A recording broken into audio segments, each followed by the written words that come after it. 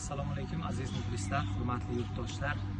Biz ertalabdan buyon Mahalla telekanalida mehmon bo'lib turibmiz. Oqshomlar ko'rsatuvi bor ekan. Har juma kechki soat adashmasam 7-8 atrofida o'sha ko'rsatuv berilar ekan. Bizni mehmon san'atkor sifatida taklif qilishdi va birdaniga mana shu 4 ta syomkamizni amalga oshiryapmiz. Nasib bo'lsa iyunning 1-jumasidan har kuni bizni kuzatib borasiz. Har juma oqshomlar ko'rsatuv Mahalla telekanalida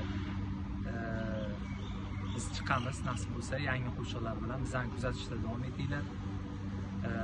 Mana shunday kunlarga yetkazganiga Allohimga ming qatla shukr aytaman.